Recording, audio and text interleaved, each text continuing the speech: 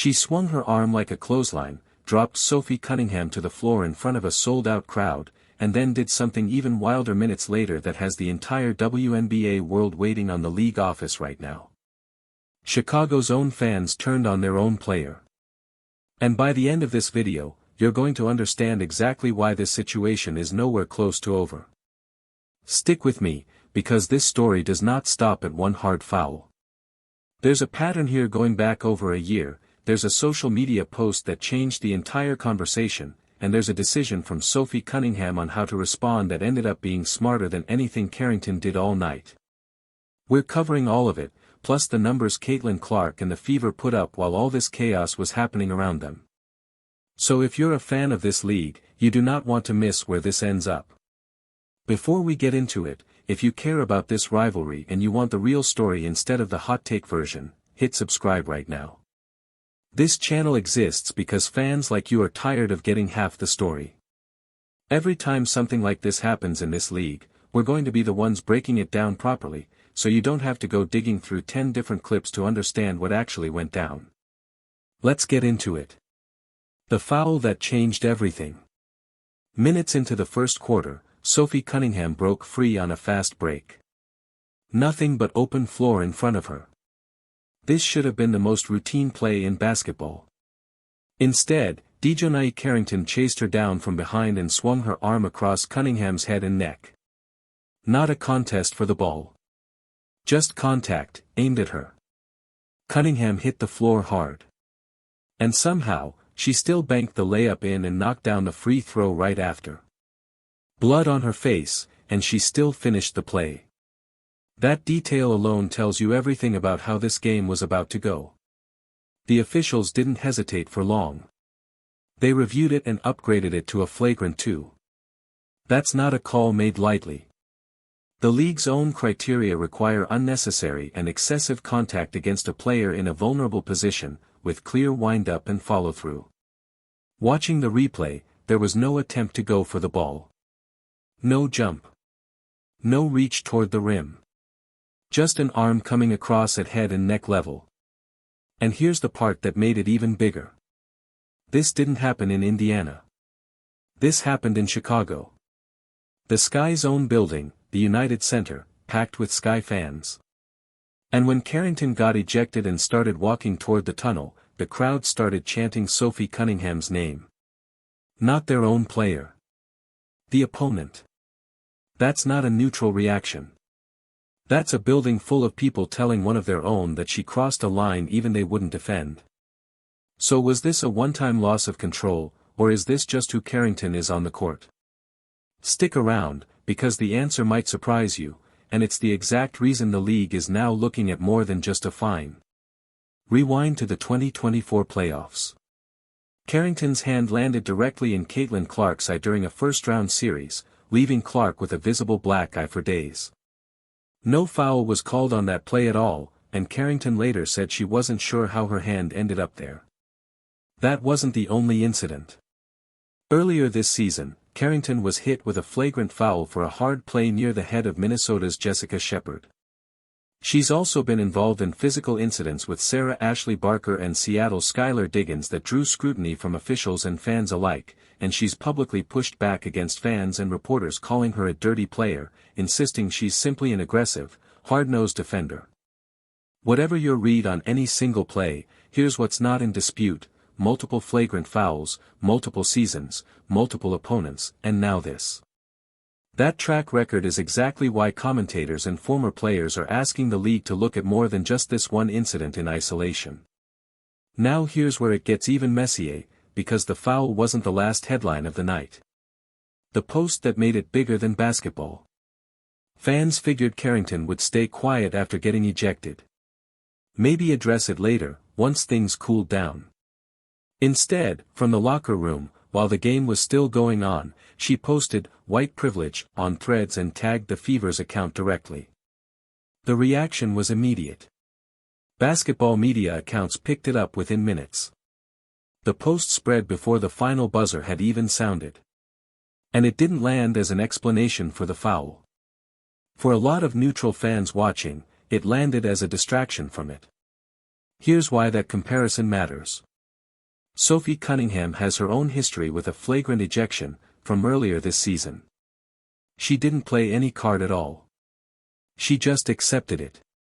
So when people saw Carrington reach for a racial framing in the immediate aftermath of a dangerous foul, a lot of viewers didn't see an explanation. They saw someone trying to change the subject. Chicago's head coach, Tyler Marsh, was asked about the post afterward and said he was just hearing about it in that moment and had nothing else to add. No real statement followed from the organization. That silence is part of why this story kept spreading instead of dying down. What the league has actually done so far. So where does this actually stand right now? DiJonai Carrington has been fined $1,000 for the flagrant foul and the conduct that followed, and the league has indicated there could be additional sanctions still coming. That's the confirmed, official piece. What hasn't happened yet, at least as of this video, is a suspension. And that's exactly why this story isn't finished. Given her history of flagrant fouls across multiple seasons and multiple teams, and now a public post that dragged race into a dangerous on-court incident, a lot of reporters covering the league believe supplemental discipline beyond a fine is still very much on the table. We're going to be watching this closely, because if the league does come back with something bigger, you're going to want to already understand exactly why. Cunningham's response said more than any rant could.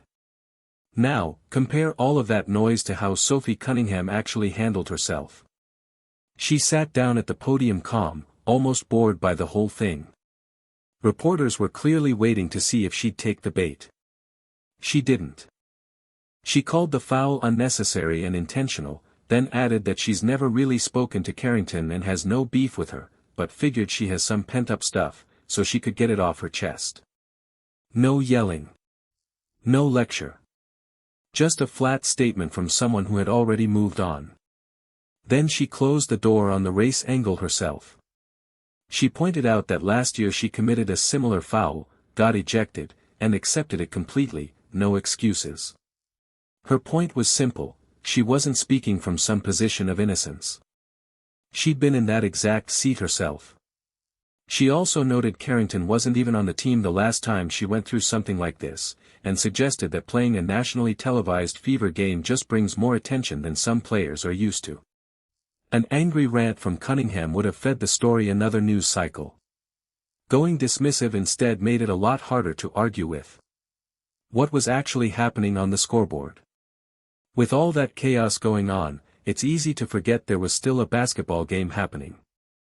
And the Fever were quietly taking it over the entire time.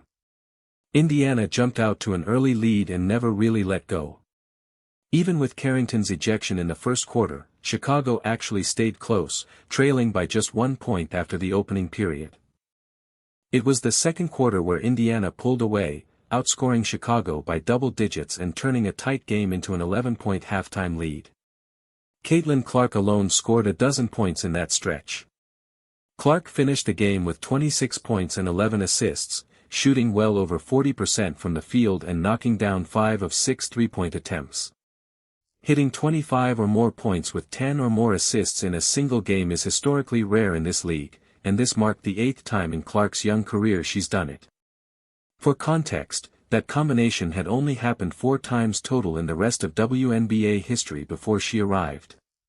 Kelsey Mitchell matched her scoring punch for punch with 27 points, extending her streak of 20-plus point games to 16 straight, breaking the previous league record. Aaliyah Boston added a double-double with efficient shooting, and Michaela Timpson, making just her second career start, chipped in a strong all-around game off the new starting lineup. Indiana closed it out 90-86, their 20th win of the season, with Clark, Mitchell, and Boston combining for the majority of the team's points. Clark and Mitchell also became just the second duo in league history to both score 25 or more in the same game. That's not a team that got rattled by chaos. That's a roster that handled a dangerous foul, an ejection, and a social media firestorm, and still walked out with a signature road win. So here's where we actually stand. A confirmed fine. A league that's publicly left the door open for more discipline. A player with a documented pattern across multiple seasons.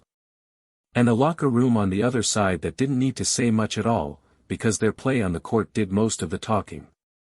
The question now is whether the league decides a fine is enough, or whether this pattern finally gets a bigger response. We're going to be tracking this one closely, because if a suspension does come down, you're going to want to already know the full context behind it, not just the headline. If this breakdown helped you actually understand what happened instead of just reacting to a clip, that's exactly why this channel exists. Hit subscribe so you don't miss the update when the league makes its next move, because this story is not done yet. Drop your take in the comments. Is a fine enough here, or does the pattern finally call for something bigger? Let's talk about it down there. See you in the next one.